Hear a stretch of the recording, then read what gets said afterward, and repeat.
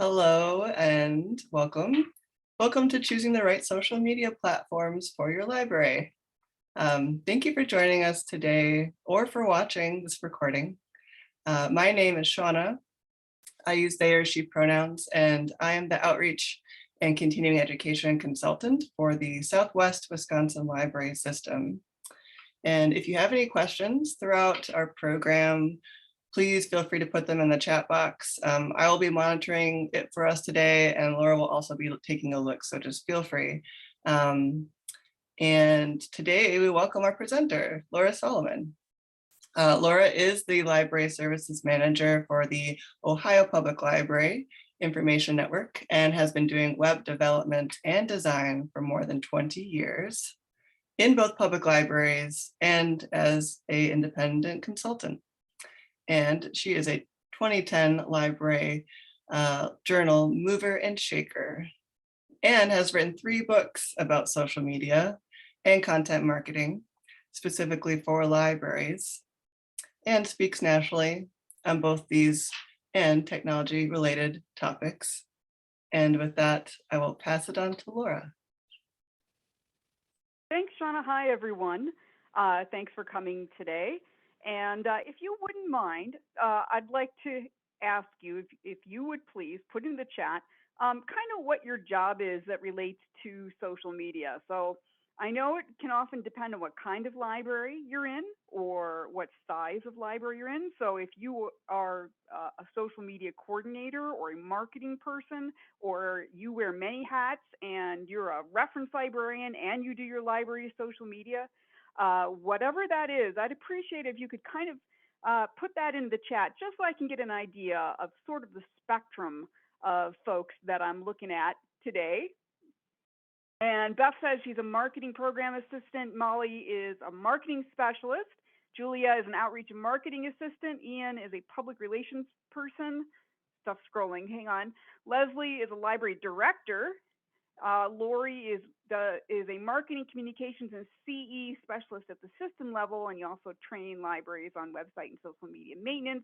Janelle is another library director. Joseph is an adult services library assistant. A few of us post to social media, but there's no set plan. Erin is a library director. I do it all. A lot of directors do it all.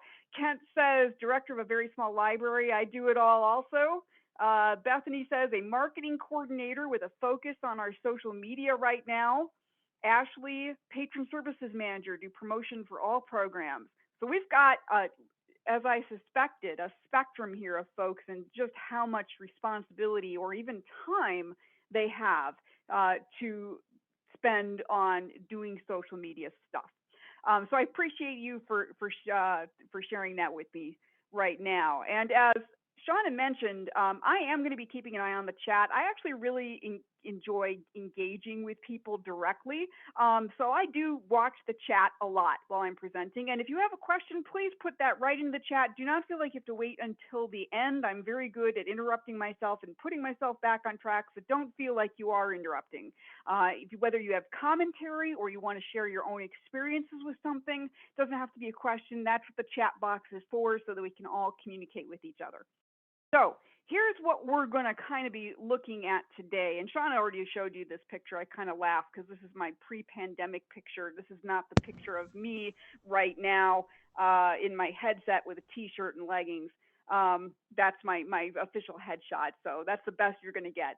But here's what we're going to talk about today. So first, we're going to talk a little bit about how to choose and kind of the mechanics and the logistics that go into figuring out where your library ought to be. And to be honest, I know for many of us came into a position where a lot of the channels that the library's on were chosen perhaps before you even got there. So I do recognize that, but that doesn't mean that you'll never have the opportunity to choose or evaluate where your library currently is. Then we're going to focus on some of the specifics of some of the bigger channels out there. Obviously, we have an hour. I can't cover every channel out there that your library could potentially be on. So if you're sitting there fuming, she's not going to talk about Pinterest. I'm sorry. Not really going to be able to do everything today. So we're going to focus on the kind of the big 5 for libraries right now, which are, as you can see, Facebook, Twitter, Instagram, YouTube, and TikTok. my favorite. Anybody else spend too much time on TikTok? I have told a lot of people this. I am now addicted to TikTok. I don't make content, which is actually one of the things I love about TikTok is that my agency doesn't do content right now for TikTok. I spend way too much time scrolling through TikTok. Ken says not since the election. See, I like TikTok because I don't generally get my algorithm doesn't show me political stuff. Um, Bethany says the disassociation via TikTok is real. And Joseph says TikTok, the great modern time waster. It absolutely is. I always joke I need a support group. I spend way too much time now on TikTok. But moving on from my problems, I use it for wedding planning, Molly says. Now I hadn't even thought about that. I always thought Pinterest was kind of the thing for that. And maybe it used to be. Interesting. So, that's good to know. All right. So, moving on to how to choose, assuming you have the opportunity to choose or to evaluate where your library is online right now. So, social media, of course, is among potentially one of the most effective marketing methods that a library, regardless of size, has at their disposal right now. But not all social media channels, of course, are created the same because each platform has its own particular set of users with their own quirks about how they interact with specific kinds of content. And so libraries have to be aware of these kinds of nuances when they're deciding to invest time or money in social media marketing on any platform because it can impact how well your efforts are going to do. So not all social media channels are created equal, clearly, and they're not equal for everyone or for every purpose. You probably didn't need me to tell you that. But one thing that I do want you to kind of keep at the back of your mind is this idea that every time you post something or create content or go get the metrics for how your stuff is doing on a particular platform, that's all time that costs money even if you don't have an advertising budget per se to say spend on Facebook or Instagram ads or YouTube, whatever. Even if you're not actually putting distinct, understandable money transactions into this effort, you're still putting an effort, and that is still money, and it still involves thinking about return on investment. It's still an investment, and sometimes that's a hard concept for libraries to get across, especially when they think, well, we're not really involving money, but you are in an indirect way at the very least. A common mistake for libraries to make, and that they have made probably since the advent of MySpace and any other social media, is to push content to every available channel and platform, and they end up stretching themselves too thin. Just because your library could, for example, have an Instagram page doesn't necessarily mean that it should. My agency, a prime example there, we're essentially a tech agency that's an arm of the State Library of Ohio. We're kind of unique that way. But we consist of we're a tech agency. We're essentially the ISP for public libraries in Ohio. We provide IT services and broadband and web development. So basically, we don't really have a whole lot of visual stuff because we're just a group of people that are hunched over laptops all day most of the time. Doesn't make for great visual content. And as a result, we made the decision to not involve ourselves with Instagram. It just was not going to be a platform that we could really support. So but knowing what kind of content you can make or are making is only one part of that equation. You also have to review the goals that you have. And this is where having a plan for your social media is actually really important because without a plan, it's really, really hard to be in the right place online. And you also want to make sure you have the right target audience. So we're going to end up talking a little more about that. So this equation of goals plus audience plus content is what you're going to need to make an effective decision that's driven by data. And one of my favorite sayings is that anecdotes are not data. So if you don't have data, that's always going to be a problem for a lot of decision making, especially in social media. So we as libraries can't really afford a luxury of failing often, because we are limited on resources, limited time, limited budgets, limited staff. So we have to make sure that whatever kind of budget, whether it's time or money or whatever, is working really hard for us. So instead of running after the newest social media properties, like, oh, TikTok's really hot right now, we better start making content. Instead of running after that, we have to spend some time really understanding our audience. And when I say our, I mean really your audience, because it's going to be a little bit different for everyone. And understanding where you can find that audience. So when it comes to finding your audience, this is one of the most important things that you can do when whether you're choosing our platform or just targeting your social media efforts in general. Um, these are the three things you've got to do. You've got to define your goals because you don't know if you're getting any return on investment. You don't know if you're getting any ROI out of what you're doing if you don't know what it was you were trying to accomplish in the first place.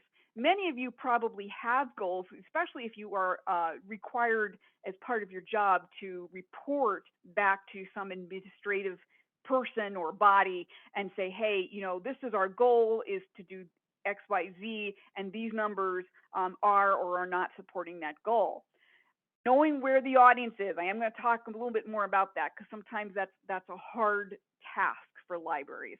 And as I mentioned, what type of content are you already creating?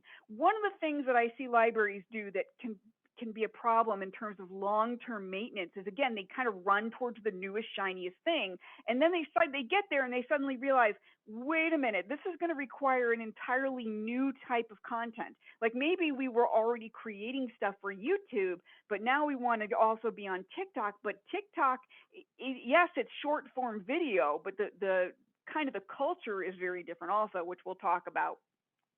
But so are we going to have to create an entirely new form of content? Or maybe you want to move to YouTube and you've never done video before. Doesn't mean you can't, but there has to be some recognition that that's a new thing and it's going to require even more investment of your resources. So you have to align these two things especially, the platform or the channel, whatever you want to call it, and the goals. Choosing a platform to focus on is dependent on understanding your goals for your library social media. Prioritizing Twitter to enhance customer service, or you want to call it patron service, might be beneficial because it's a great platform for that. Is that your goal? Is to serve people directly better? Then maybe Twitter is going to be that place where you're going to be or put more effort into if you're already there. But this is, again, where you have to have goals. And this session isn't going to talk about how to set social media goals. That's beyond the scope of this today. But I do want to say if you don't have these, you're really kind of stuck behind the eight ball because you're never going to be able to truly make data-driven decisions. So we have to align these two things.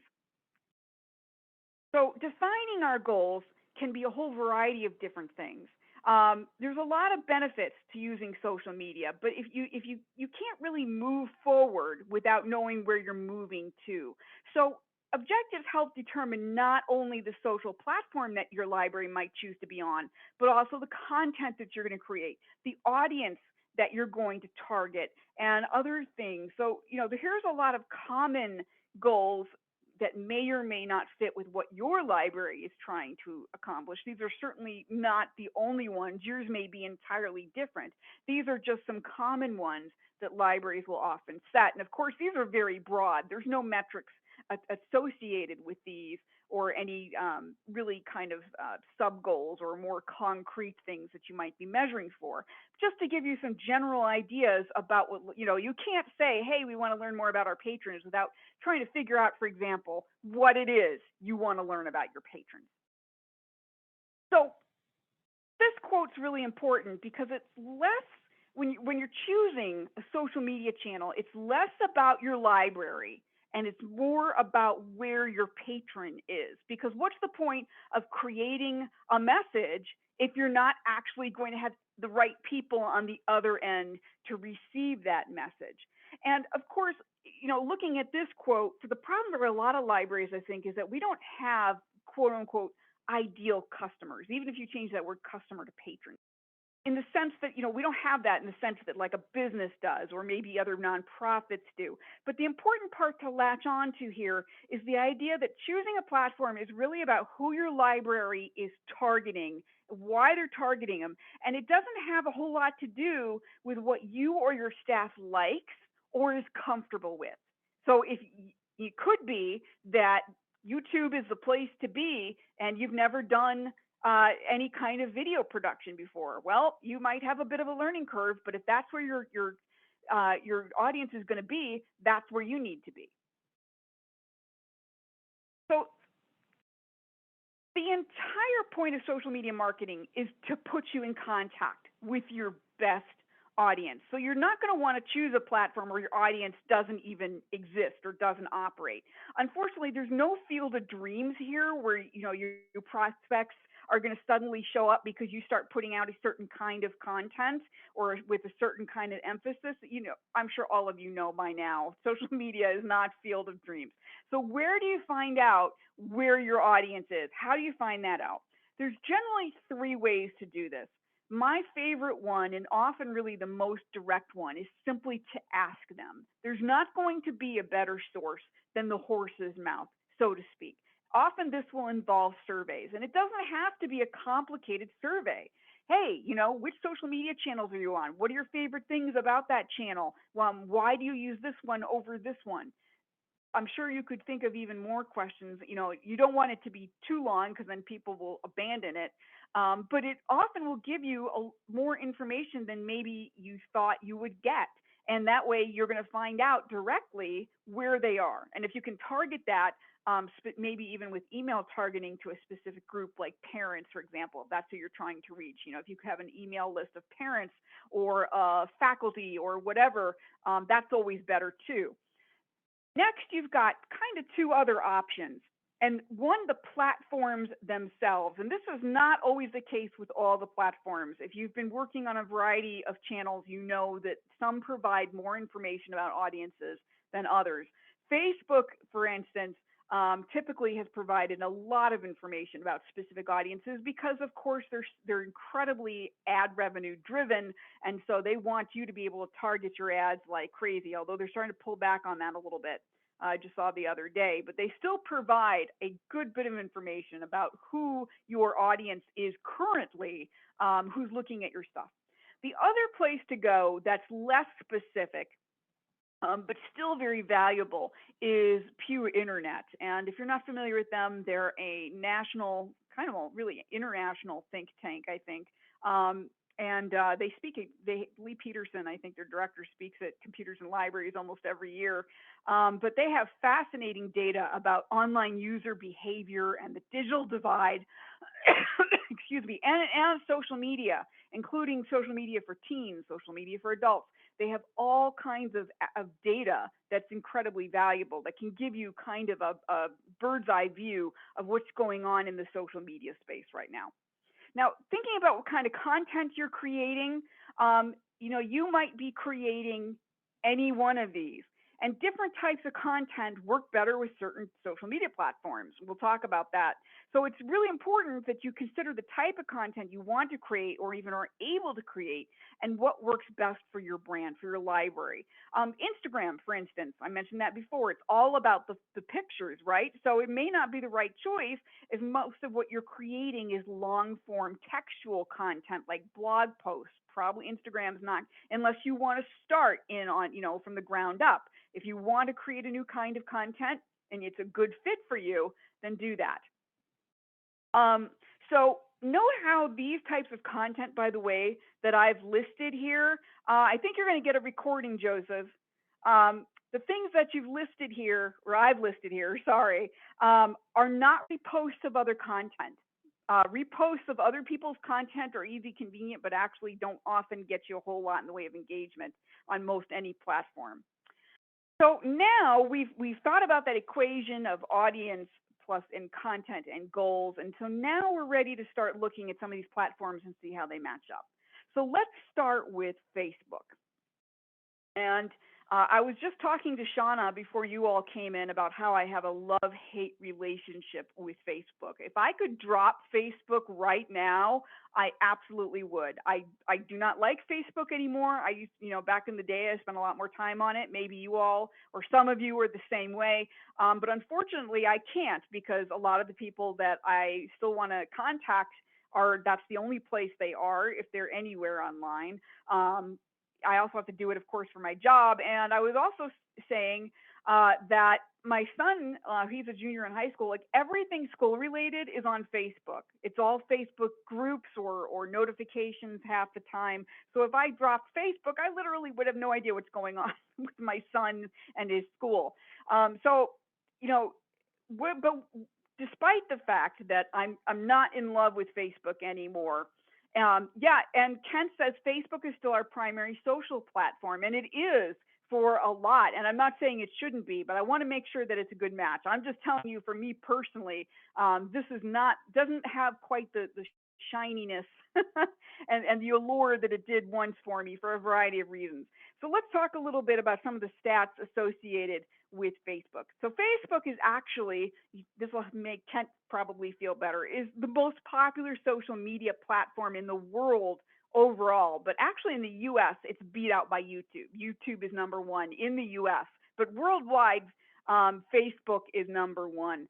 Twitter is also pretty much at the bottom of the worldwide chart, by the way. It's not, it's higher up in the US. It's number 5 here. So our stats are somewhat different if you go look at a lot of other places in the world. That's probably not going to affect you too much, but it's just something to be aware of, that video beats out Facebook here in the US. So one of the things that you've probably heard a good bit about in recent months, maybe even years, is this idea that Facebook is dying, people are leaving Facebook. And I know a good number of people who have deactivated or completely deleted their Facebook accounts. Delete Facebook is a fairly popular hashtag on other platforms especially. But what's surprising is that Facebook's active user base is still actively growing. Considering the number of people I know who have left, this was really a kind of a shock to me. The number of people who use Facebook each day, or their daily active users, is almost 2 billion. That's the B, 2 billion people, and that's just from late fall of last year. So despite the fact that I am not in love with Facebook, or maybe anecdotally I've heard, Facebook is dying, the stats don't really support that. Here's a few more for you that also surprised me. Look at how many people on the planet use Facebook at least once a month. So to put that in perspective, Facebook's active user base is now larger than the total populations of China and India combined. Now, Facebook restricts the use of its platform to people who are age 13 and above, theoretically, right? So if we only focus on the people who are old enough to actually use Facebook, the data then suggests that over 47% of all those people on Earth who are old enough to use Facebook already do. Almost half the people on the planet who could use Facebook use Facebook. And if we remove the people in this age group who live in China, where Facebook is still blocked, the platform's potential adoption rate goes to almost 60%. So it's pretty massive. So Kent, don't feel bad about Facebook being still your primary place. It might still be or not be a good match, but it's definitely huge. There's no getting around that. So this is just some more data here to give you an idea. This is based actually on its advertising audience. And what the particular thing to know here is, and I'll show you this kind of stat for most of the other platforms, is kind of the breakdown of female versus male users. And Facebook's global user base pretty much skews male, which is honestly not a surprise because around the world, remember, Facebook's number one worldwide, men are more likely than women to have access to the internet. And this is driven by digital demographics in a lot of the developing world. So this is not a huge surprise there. Facebook and Twitter are both excellent for reaching large numbers of people, but it's important to remember that there's a lot of competition. Average Facebook engagement rate across all kinds of content, and I'm going to show you a breakdown here in just a little bit, is 0.07%, which equates to an average of about one engagement for about every 1,400 page followers. So even if you have 1,400 followers for your Facebook page, on your library's Facebook page, this is about the best you're going to get, is 0.07%. Most of you hopefully already know that Facebook is pretty much done with organic engagement. Organic being you don't have to pay for it. We'll talk about that a little bit more. Here's some more benchmarks for Facebook engagement. You can see the average there in the green, the 0.07, and then you can see the different kinds of content in terms of how they break down in terms of their engagement rate.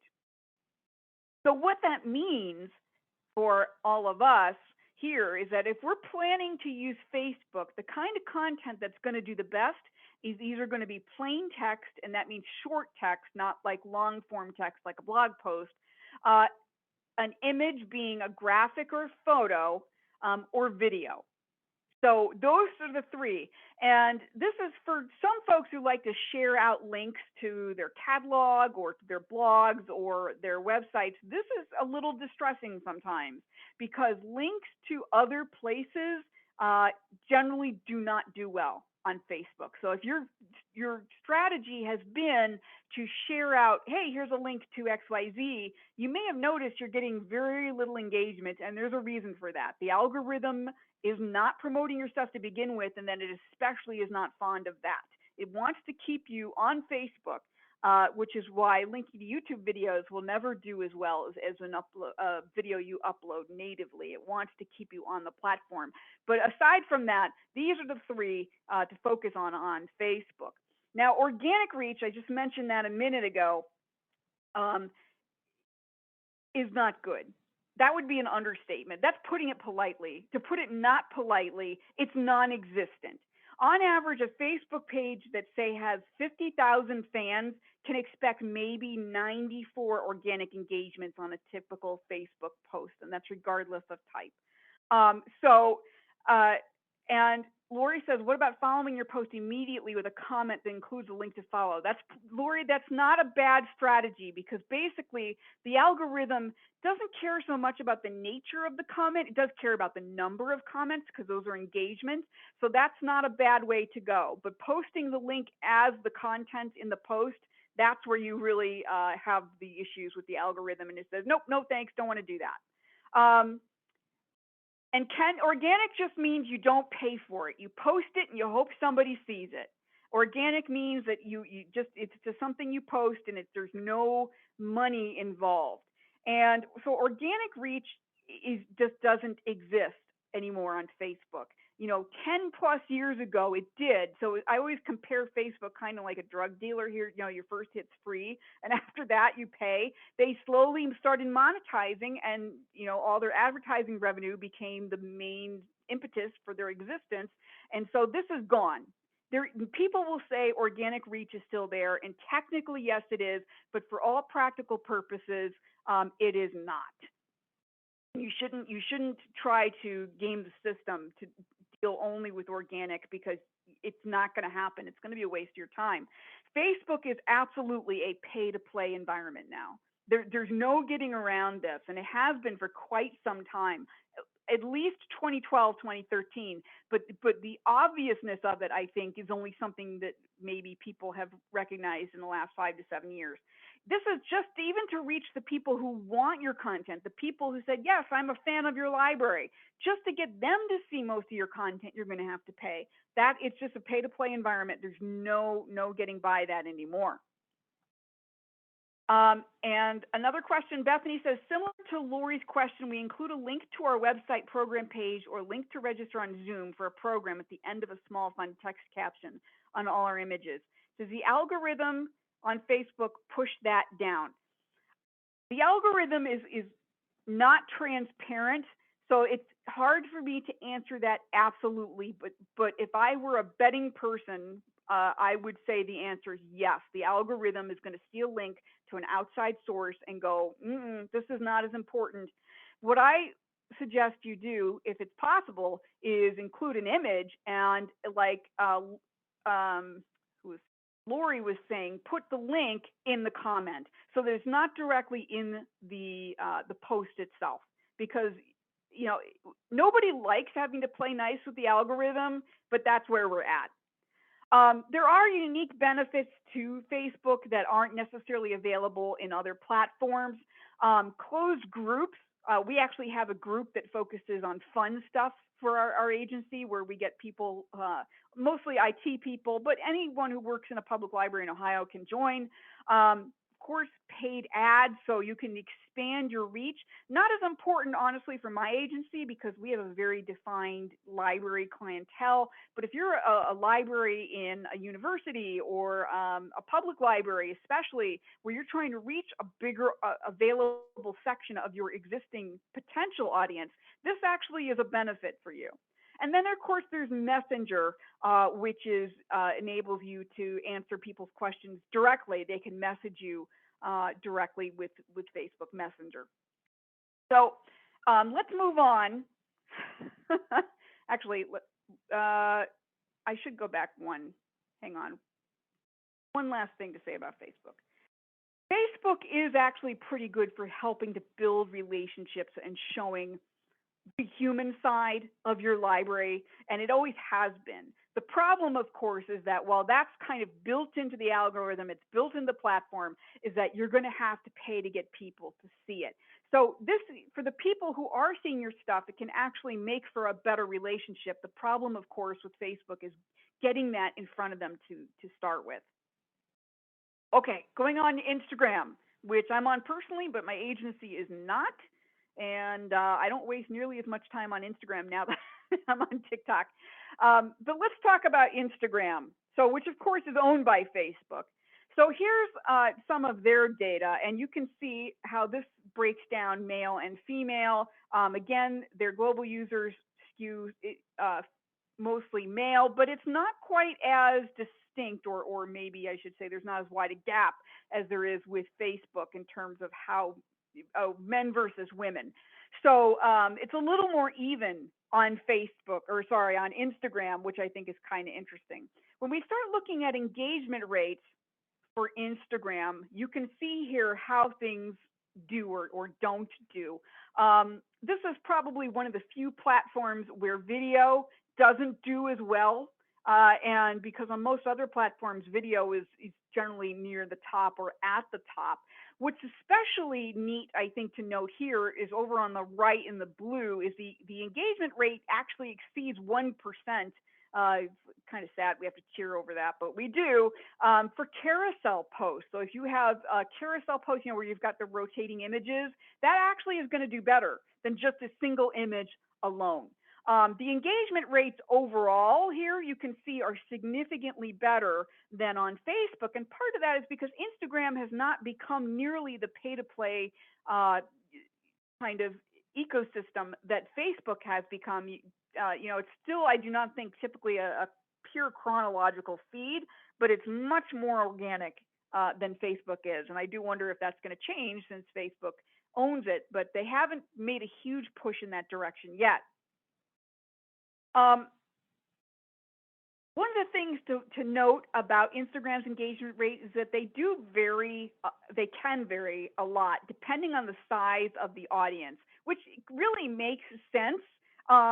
You think, oh, fewer people, to see it, not as much engagement, but it's really noticeable on Instagram.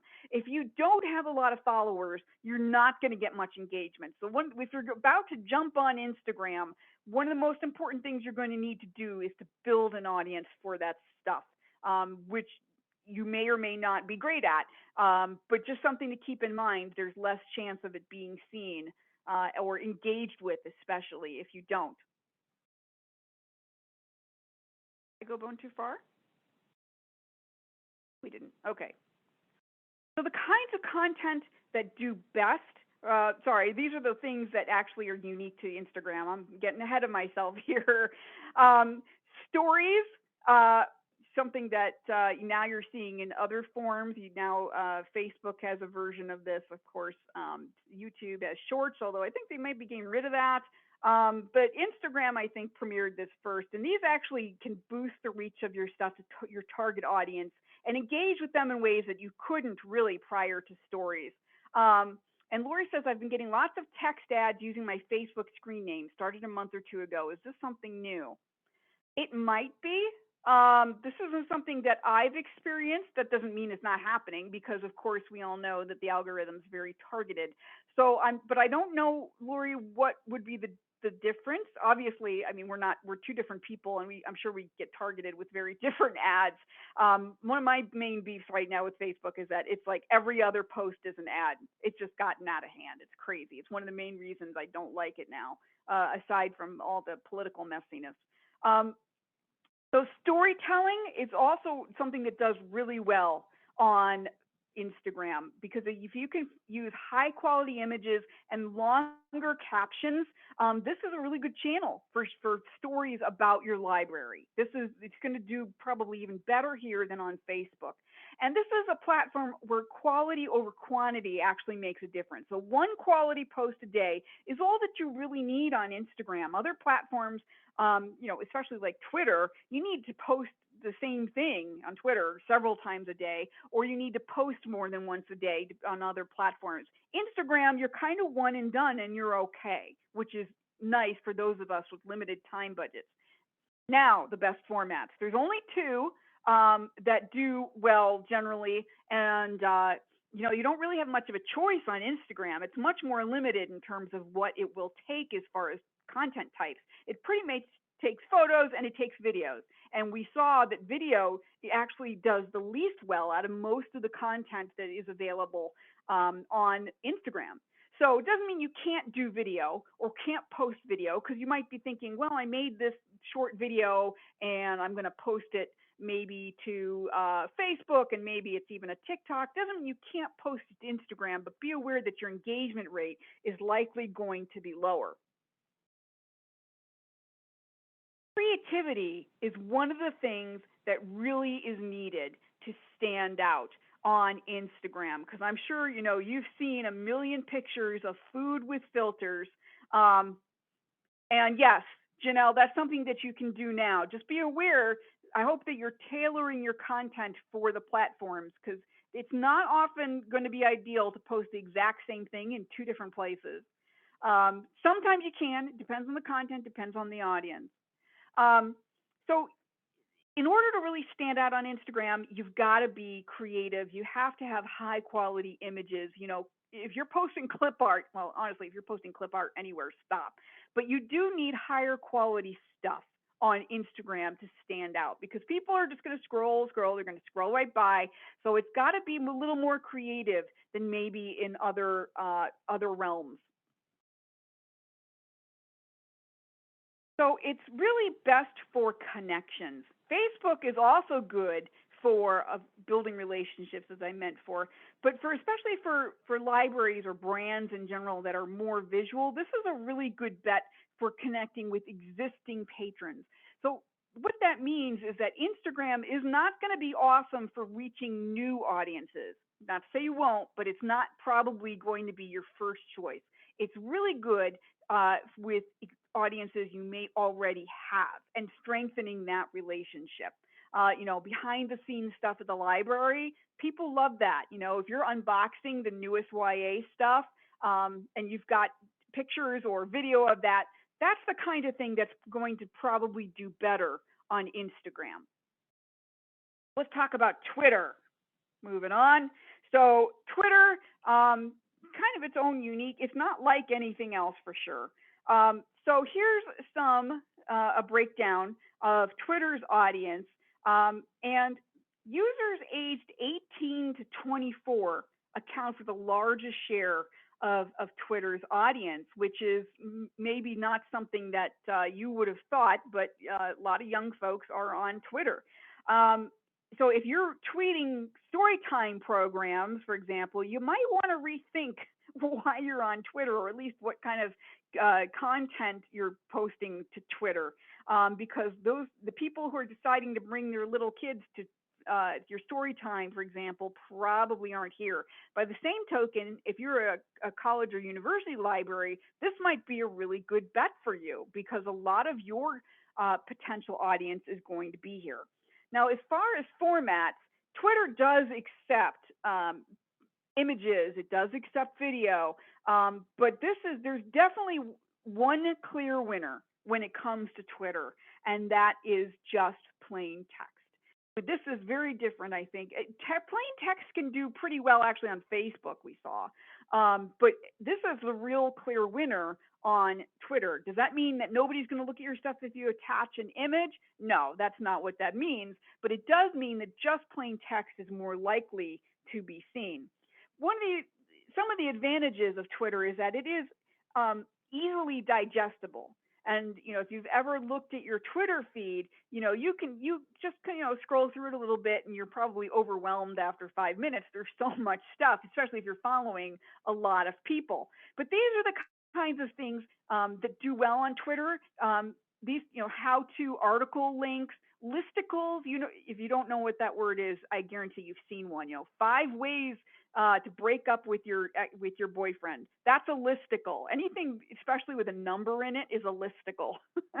That's not the only way to define a listicle, but it's the most common type. Quotations. Anything that's easy to grasp and very quickly going to sell itself, especially on like the benefits, like a how-to or a listicle, which is often a how-to or something, how to make your life better in this way in 3 steps, whatever that is. Those kinds of things people can easily kind of latch on to when they're scrolling through their Twitter feed. Now, the challenge of Twitter is the short lifespan of posts.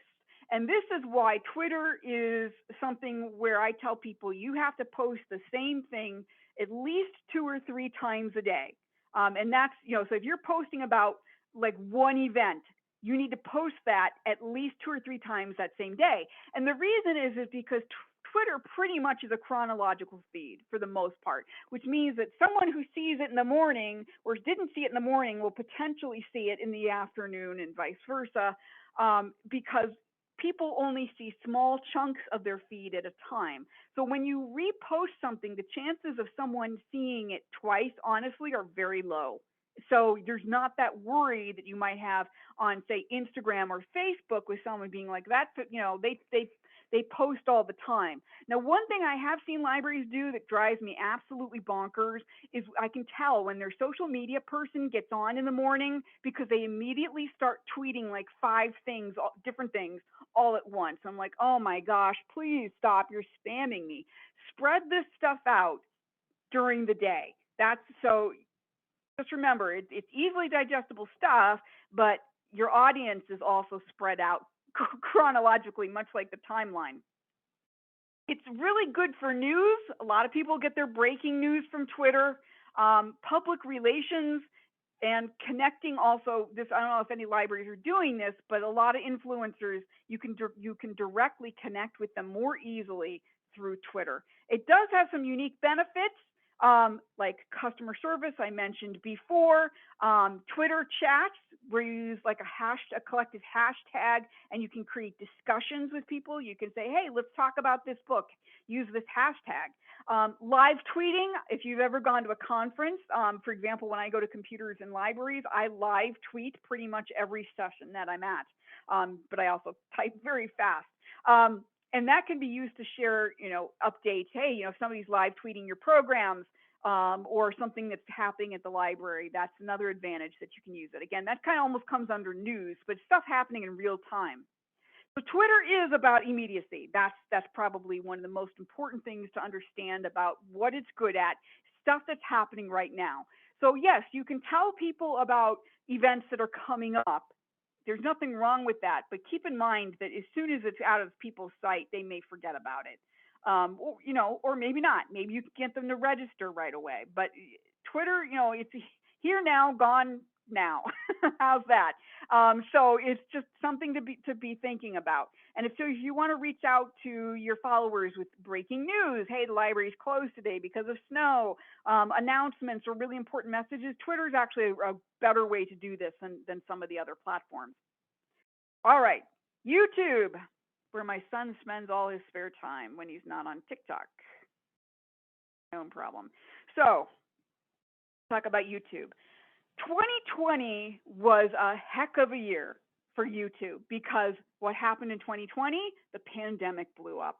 Everything moved online. And so it's not that YouTube wasn't absolutely huge before 2020, but if it wasn't, it certainly is now after it because it replaced a lot of in-person events and activities. And I'm going to guess at least some of you have posted program recordings or other kinds of things for your library to YouTube.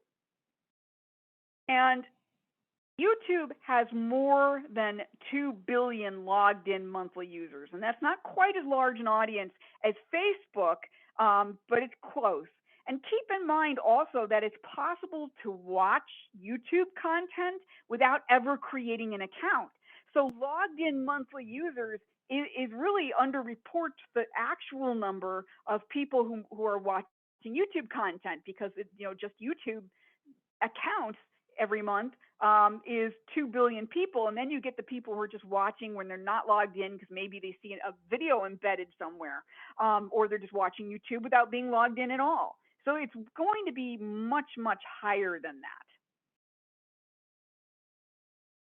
Moving onward. So here's some numbers for you. 74% of adults in the US use YouTube, and that is more than Facebook, which reaches 68% of US adults, and it's almost twice as many as the next runner-up for adults, which is 40%. And according to Pew Research, YouTube is, of course, the most popular online platform in the US. It's second in the world. And the number of US YouTube watchers is predicted to increase to 228 million by 2024. So, basically less than 2 years from now. Right now, in 2020, it was about 215 million. So we're going to continue to see this rise, whether the pandemic stops tomorrow or not. It's just going to continue to increase. When we start looking at the kind of the breakdown demographically and age-wise, 77% of 15 to 35-year-olds in the U.S. use YouTube, and 80% of U.S. parents of young children, 11 and under, use YouTube. And I don't know if we have any other parents out there, but I know that back in the day, I had YouTube Kids installed on my phone, and I used to hand it to my son when he was getting really, really antsy when we went somewhere. I tried not to be an iPad parent, but I don't know that I succeeded in that. But it's there. And YouTube, how many times have any of you gone to YouTube to look something up? How do I do XYZ? Oh my gosh. What did we do before YouTube? We hope we knew somebody who knew how to do whatever it was, right? One of the interesting things about streaming in general, and YouTube does come under this category of streaming. If someone already goes to, Lori says YouTube is great for couch potatoes. Absolutely. And I do wonder if it's like turned us into couch potatoes if we weren't before. But almost all Americans who watch streaming videos on their TV, whether that's, like Amazon Prime or Hulu, Disney Plus, HBO Max, Netflix, obviously, any of those, they're more likely to use YouTube. So, which is why I say it's pretty much now being classed with these other streaming services, even though you generally don't always pay for a lot of YouTube content. So there is a correlation there, at least, that people equate that with other kinds of streaming. When we talk about the male-female breakdown, this is probably where we see the biggest gap. YouTube users are predominantly male, but this YouTube's user base does skew male, but there's still plenty of women creating content and consuming content. I do wonder if we'll continue to see this even out more in the future, but for right now, this is where we're at with it. As far as what kinds of content do best with it, there's three things I think that YouTube, for a library anyway, does really well. solving problems. And I was just alluding to the fact, how many of us go to YouTube as kind of the first resort when we need to know how to do something. Even my son has made how-to videos, which has kind of blown me away. That it's kind of known for that. Go find a YouTube video for whatever it is. You need to know how to fix your sink, go to YouTube. And so it's really good for solving existing problems. It's also there we go, how-to videos, right? So if for a library, these two right here kind of go hand in hand, and can actually present a lot of opportunities for content, because in libraries we're all about disseminating information, right?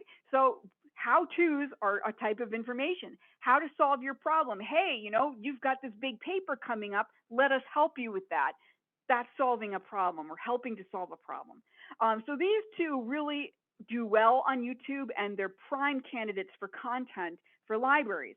Also, YouTube does something that Instagram doesn't do so well, and that is attracting new audiences and new patrons. Your stuff is more likely to get the attention of people who don't know you exist on YouTube.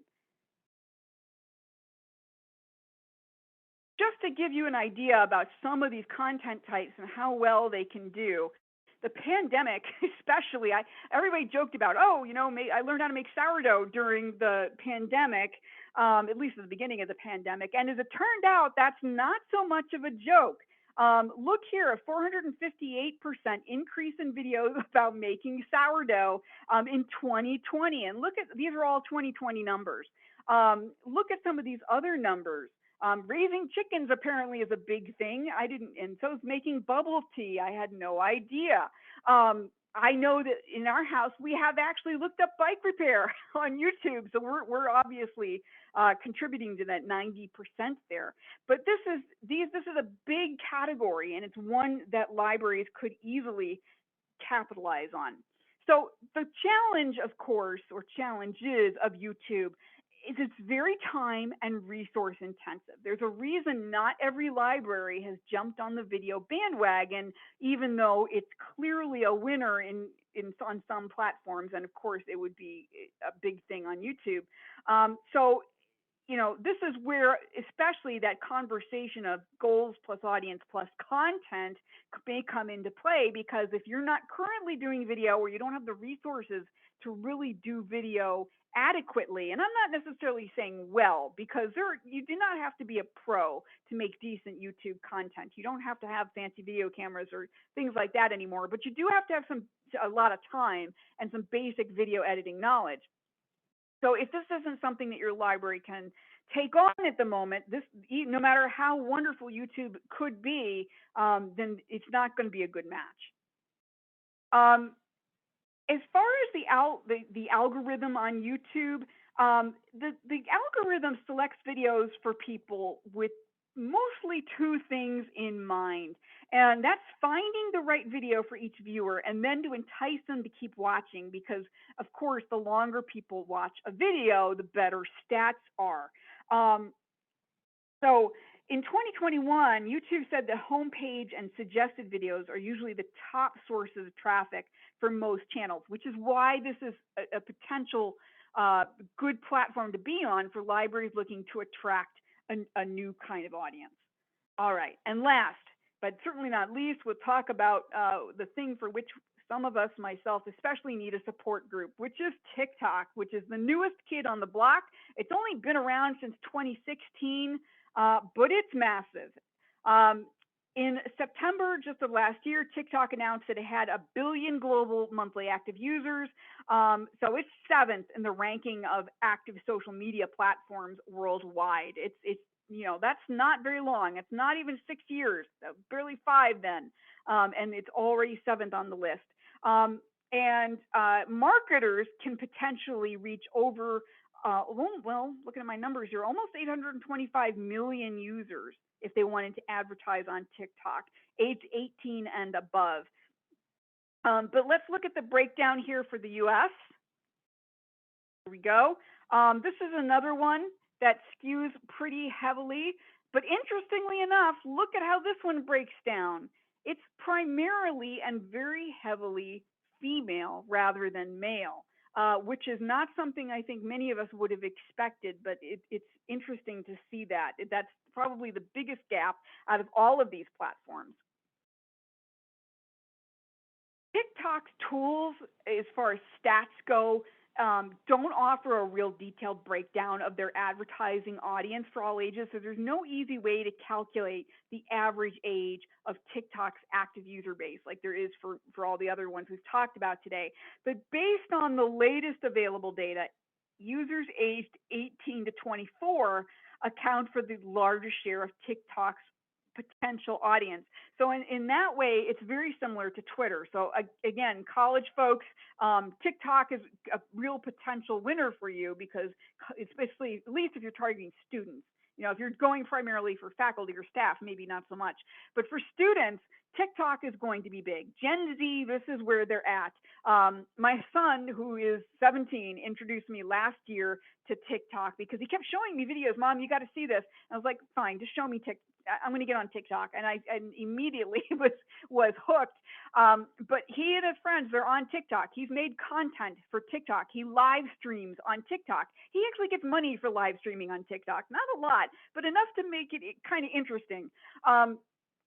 So they're there. This is where they're at, a lot of them. Okay. So this question here was presented to a Wired reporter, and it's something that you have to take in mind because, as you know, evangelistic as I might be about TikTok or how excited I might be or anyone else, you might say, yes, that's a good match. For you as the library person who's almost certainly a millennial or older, this is a hard thing to deal with. So what happens on TikTok, you know, when I first got on TikTok, most of the stuff I saw, I was not interested on. But that algorithm is crazy accurate. And as soon as I started liking some things and ignoring others, it started to figure out really darn fast that I was a Gen Xer and I liked certain kinds of things, and cute kittens and bunnies were probably at the top of my list, along with cooking videos and all sorts of things that my son has no interest in. So his feed looks a lot different and his For You page looks a lot different. But the problem here is that libraries aren't, you know, getting on TikTok for an individual. They're doing it to market to a very specific demographic in a very specific way. And the problem that's mentioned here, you know, is that the algorithm is going to quickly corral you into a very specific lane. And so for you as the library to get on and look at other content, it's going to be harder because you're not going to be immediately seeing things that are not targeted to you. And so this is the thing you have to be aware of, is that the algorithm is insanely, it's just crazy on TikTok. I could spend a half an hour talking about that, the craziness of TikTok's algorithm. And it's going to lasso you in and you're going to stay there. It's going to be very hard to break out of. So there's a few challenges with TikTok. First, being consistent with content. If people don't see your stuff like practically daily, they think you've gone missing and wonder if they should notify the FBI. You do have to keep on top of trends because trends on TikTok are everything. Your stuff is more likely to make the For You page if you are keeping up with trends. Even though this is short form video, it can be very time intensive, even though it's shorter stuff.